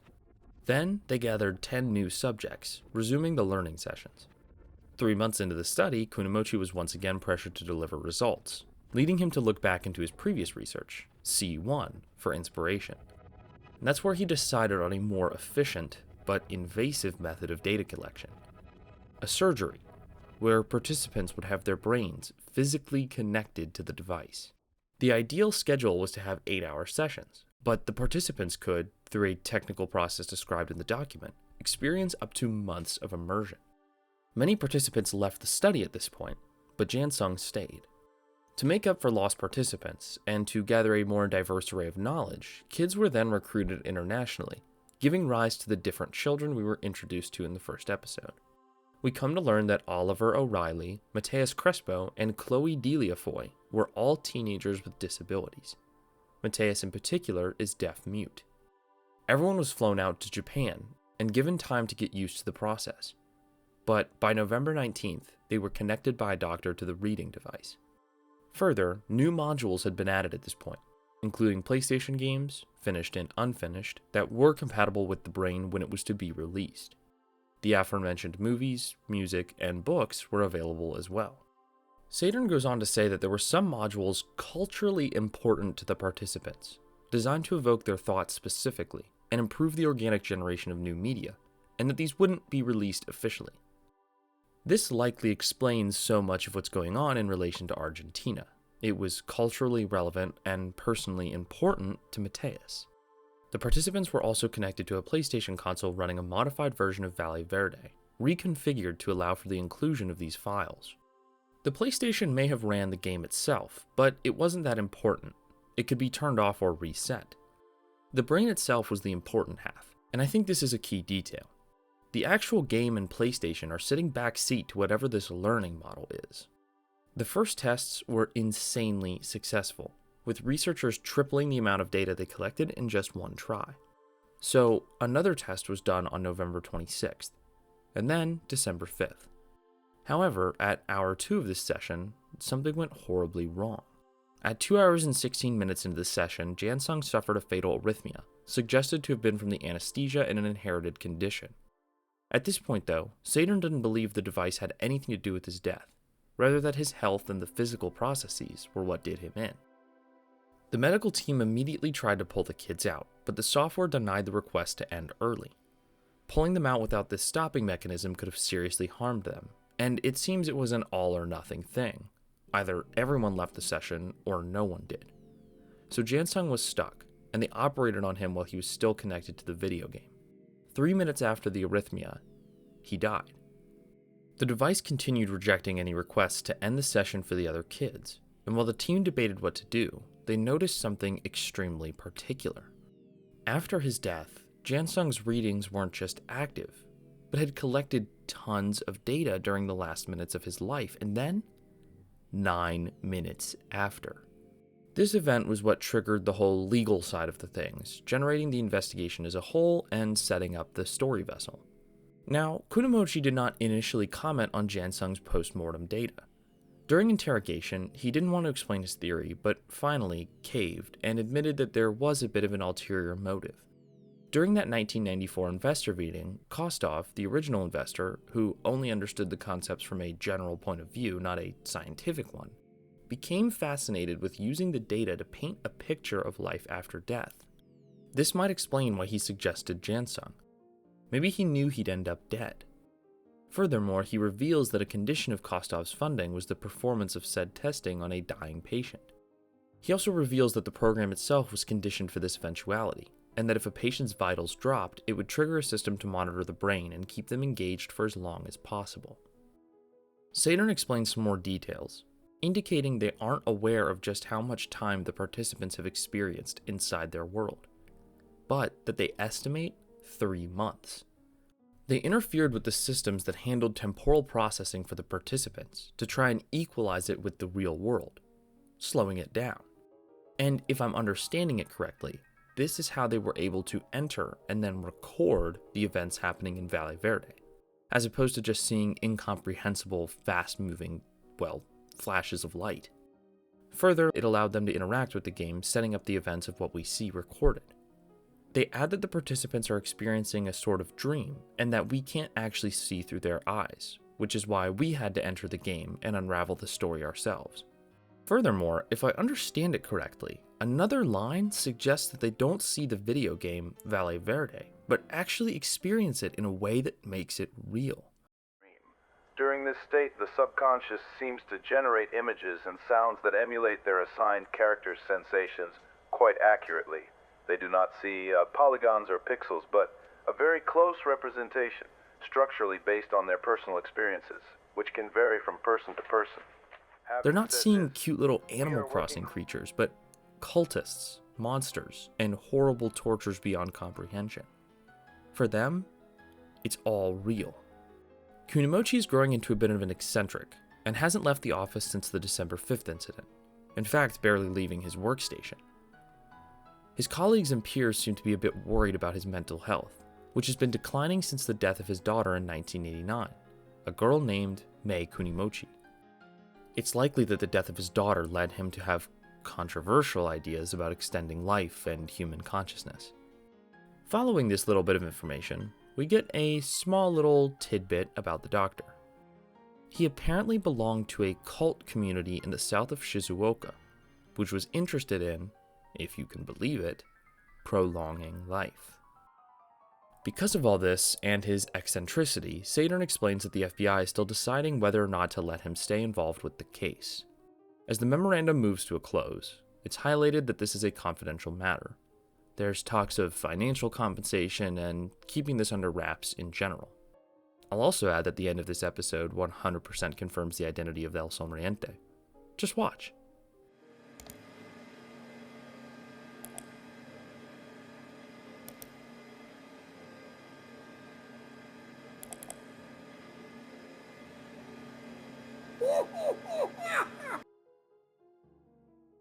Before we even get to analyzing, I just want to point out that there's so much more stuff here. Even in the however many hours I talked about these uploads, there's a ton more going on. If you like what you see, you definitely need to join the Valle Verde Discord, where Illuvium himself is actually pretty open in talking about these things. But also, you can follow the community, which is rallied to keep track of as many of these details as possible. From background additions, flash frames, bonus videos, to secrets in the text, there's so much here, so much more than I could ever begin to cover in one video. Illuvium constantly teases us with how much we haven't found, and with another upload on the way, it'll only get better. The theory I've managed to come up with doesn't include every single detail, which is unfortunate, but I'm just not sure how every little bit adds up yet. In the future, though, I'm sure more puzzle pieces will fall into place. Now, with all of the uploads individually covered, I just want to again say that I appreciate you all for sitting through that long and thorough review, but I found it necessary to at least sort of get everyone up to speed. As always, there's certainly missed details, but I hope it wasn't anything game-breaking. Like I mentioned, there's a lot, so if there's anything you found interesting that I didn't cover, make sure to drop it in the comments below, and I'll be sure to like your comment so everyone can see it. Before we even begin to dig at a theory of what's going on here, let me stipulate a few things. Recall the two levels of storytelling that I mentioned earlier, the inside and outside, per se. With the final upload, we get a lot of details about the outside. We know, sorta, why there are kids trapped in the first place, why Valle Verde became lost media, and how the brain came to be. However, that's honestly the part I'm less interested in. What intrigues me is the conflict below the surface. A bit deeper, literally. What's happening inside the minds of these children? Or, more importantly, the mind of this AI? The way I tend to lay out theories is I first say what I think isn't happening, or just isn't true. And this process of pruning ideas down to the most plausible events usually reveals the path forward. As you can imagine, today I'm not going to answer every single possible question you have about Valle Verde. We're going to need a lot more uploads from Illuvium to do that. But what I am going to do is suggest what's happening in the game and where the project will go from here. So, before I say what it is, I'll say what it's not. This whole thing came to be exactly as the memorandum described. The tapes we're watching are components of an FBI investigation into the deaths of children, presumably at least one American dual citizen, in the Shizuoka laboratory. That document answers a lot of questions about Valle Verde. Why was it lost media in the first place? Well, because the whole thing would have resulted in a diplomatic incident. A citizen of one country dying overseas is usually always in the news. The report actually details withholding an issue of a game magazine in an effort to keep the whole project under wraps. Now, that of course doesn't explain how the tapes ended up in the woods in Argentina, but we can imagine it must have had something to do with Mateus. However, reading the report reveals that this wasn't necessarily a game development concept turned wrong. From the start, two key players were interested in a very similar goal, but with different motivations. Georgy D. Kostov, the Bulgarian financier, was interested in recording and visualizing the process of dying. However, Dr. Kunimochi, the main mind behind the entire project, also had a personal motive: his dead daughter. Of course, she was dead before the project really kicked off, so I don't think this is about keeping her alive, which is sort of what happened in Catastrophe Crow if you're familiar with that story. But it was definitely still a powerful motivator. Now, the report doesn't provide many details on this deceased young girl, choosing instead to focus on the increasing eccentricity and decreasing sanity of Dr. Kunimochi. Though this isn't mentioned, I do think the slightest possibility exists that during the early stages of research, around the time the C1 report was developed, Kunimochi somehow managed to save a copy of his daughter's psyche, and is trying to create a safe environment to bring her back, via the brain. This could explain why he's motivating to spend so much time working. Maybe the copy is decaying, maybe the clock is running out. Not to be that guy, but one would assume if she's, already dead, he wouldn't work that quickly. Obviously, he could want to do good and preserve life for the next person in his situation, but his motivation feels personal. Now, I don't honestly believe this. I don't think there's any evidence to suggest his daughter is still around in any capacity, but I did want to at least address that theory. So, as far as selecting the participants went, it really does seem like they went fully pragmatic, choosing to select people with disabilities or illnesses to experiment on. There might also be greater financial motives for these people, for example, if they have to pay for the care of their children. Then, as we read, they modified temporality in their brain to allow them to play these games and interact with the brain the way they did, at least up until Jansung died. Now, this leads us to an important question. Did Jansung really die naturally, or was he killed in the game, which then caused him to die physically? If the latter is the case, it would also mean that, in all likelihood, the other 3 children except Mateus are dead too, because they've already fallen victim to the ceremony. So, are we dealing with 1 dead kid, or 4? I honestly think the only kid who has even a hope of survival is Mateus, and that the others have been lost. I don't think Jansung died just because he had a condition. I think he went brain dead in the game, and it caused his functions to shut down, which would mean there's no hope for the others. Except, of course, Mateus. Now, if we're ready to talk about him, we have to talk about the second layer of storytelling inside the game. The uploads we're watching appear to be from the later stages of the research as described in the memorandum, after the death of Jansung. As we know, the research team slowed down time to make the experiences of these kids comprehensible, and also let people on the outside play the game.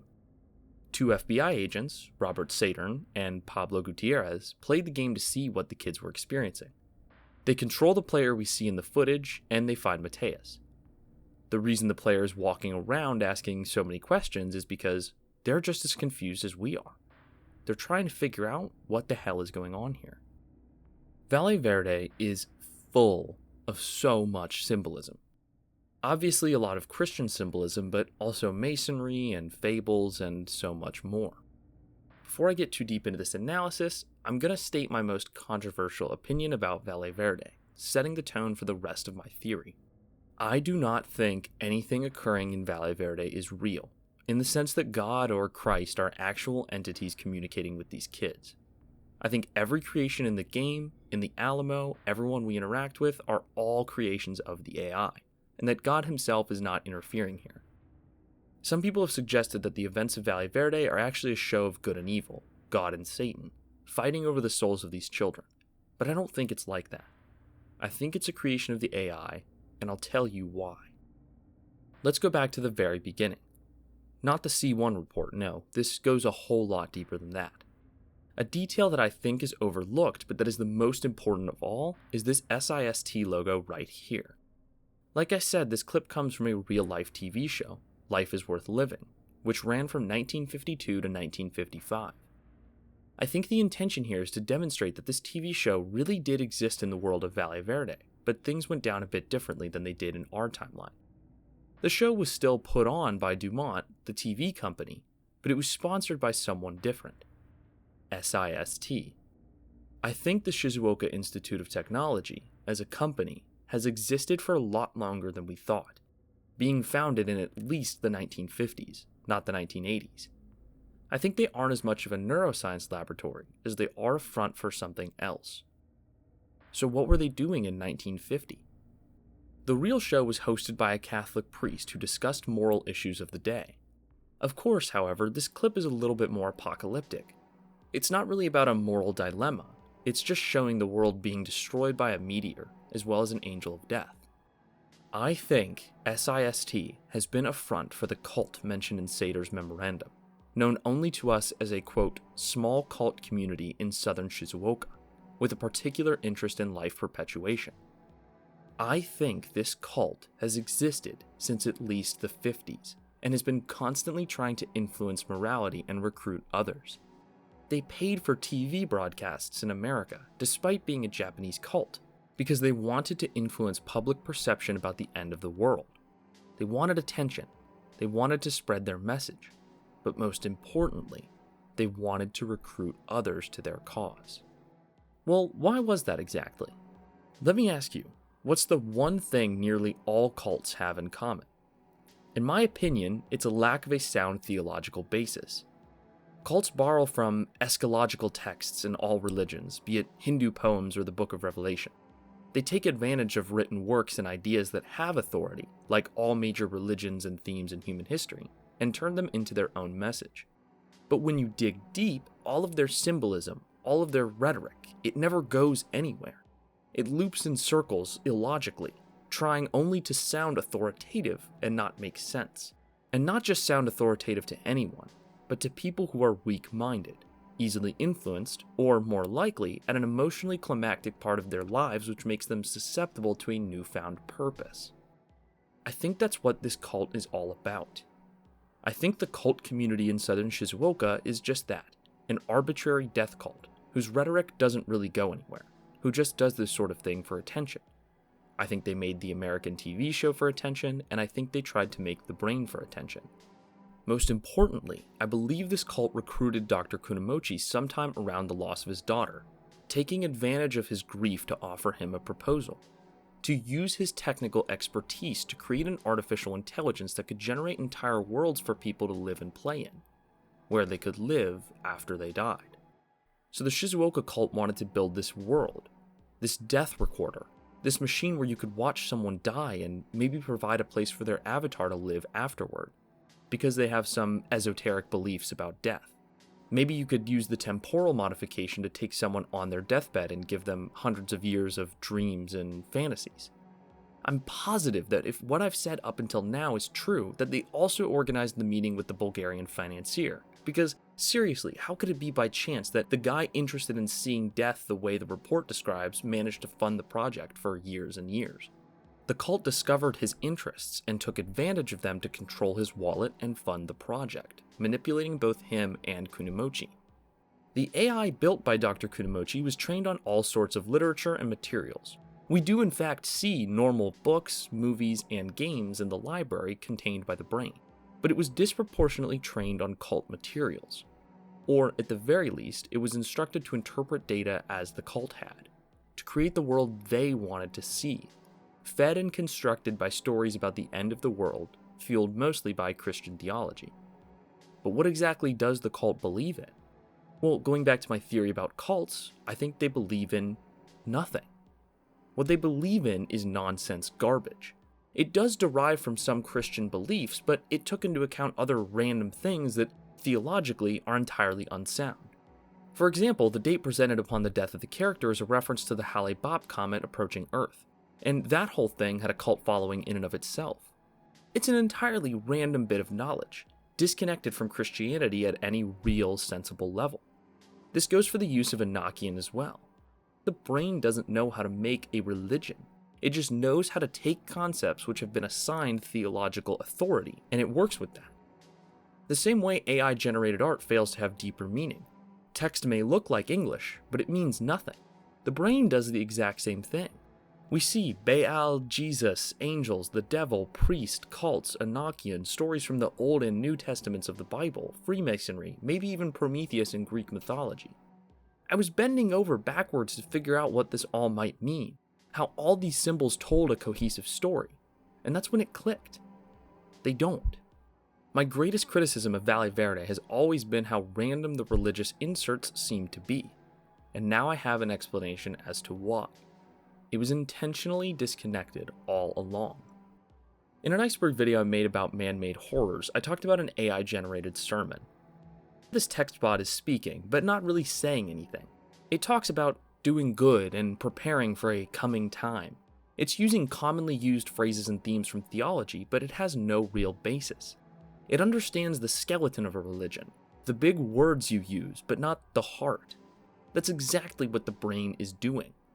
The Shizuoka cult wanted to perpetuate this device because, ultimately, their goal is to spread their bogus belief, for financial or authoritative gain. The PlayStation was obviously a great choice. I mean, over 100 million units were sold. There's a lot of possibility for influence there. The AI is interpreting some command ultimately given to it from the cult, to perhaps both examine the process of death and lay the foundation for a world where the dead can live. But in doing this, something went wrong. And this is also where my theory can break into a few parts. Because of all the messed up information fed to the AI, it started acting up.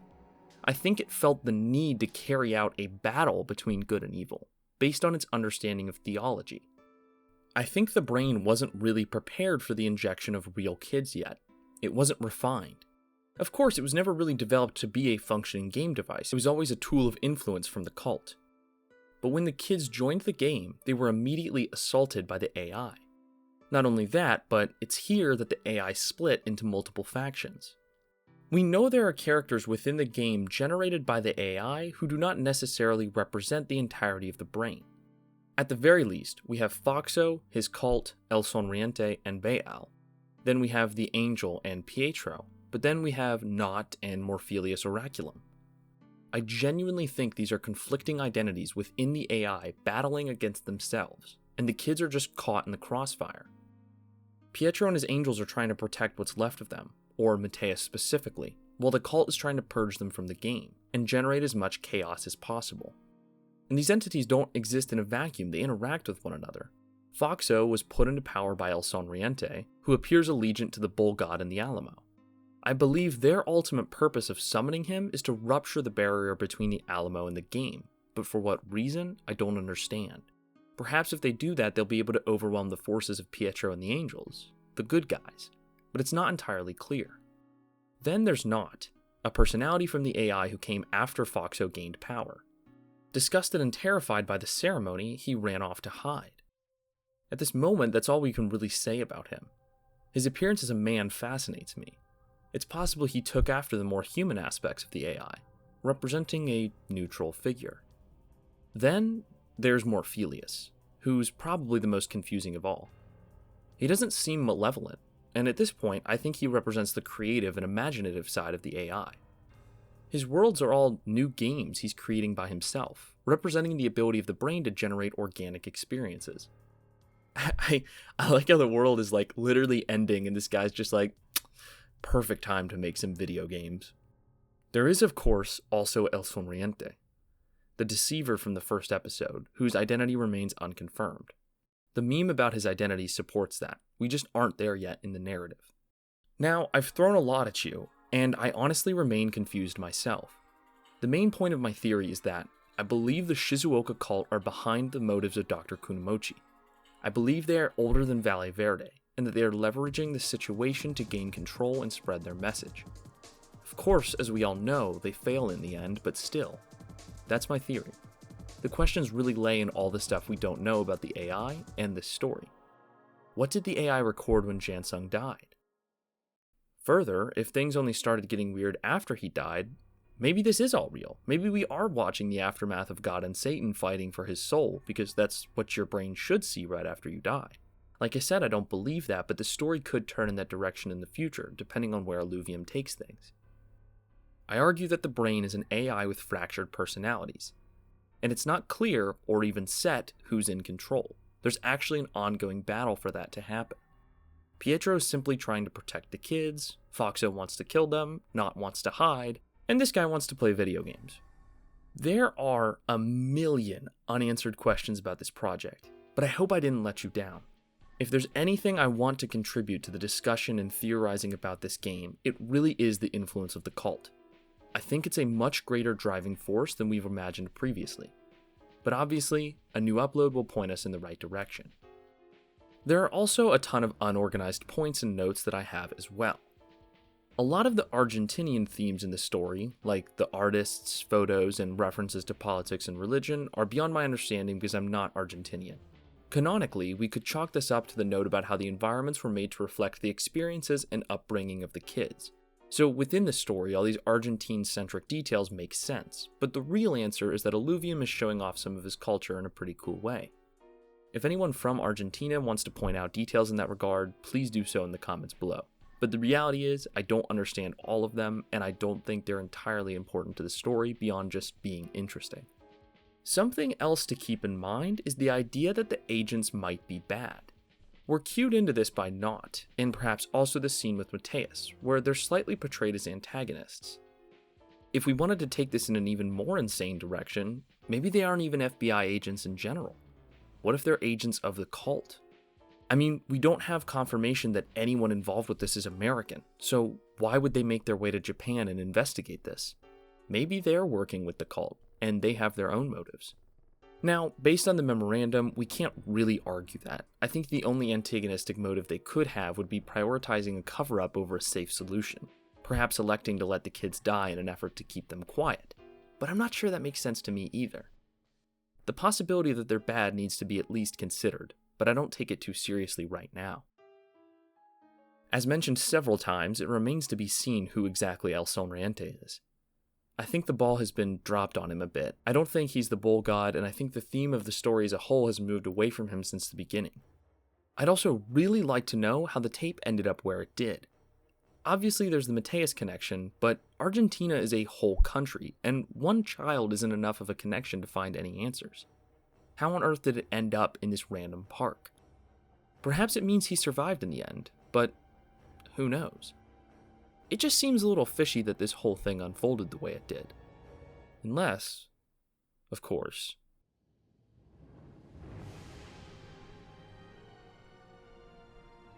nah, I'm just playing. That's not a story-worthy detail, well, to my knowledge at least. Keeping this conclusion as short as possible, I want to thank you guys for making it to the very end of this giant video. I've been waiting for more info for a long time before covering this project again, and I'm super excited I finally got the chance to come back to it. And if you guys like this video, I will definitely theorize in the future. If you enjoy coverage on creepy internet and analog horror projects, as well as the occasional iceberg chart or media theory, make sure to subscribe to my channel. Even if you're not sticking around, I really hope you had a good time here today. Again, I also want to take a moment and thank everyone who has supported the Seed Butter channel the most by being a Patreon subscriber. I'm revamping the Patreon up for 2025, and I want to encourage anyone who is able to right now to consider subscribing to my Patreon.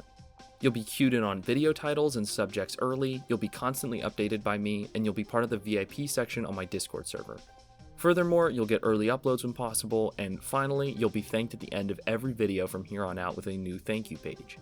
Your generosity is extremely appreciated and valued by me, and it helps me prioritize making videos for you guys. Thank you all again, and I hope you had an amazing holiday season and New Year. Catch y'all later, and good night.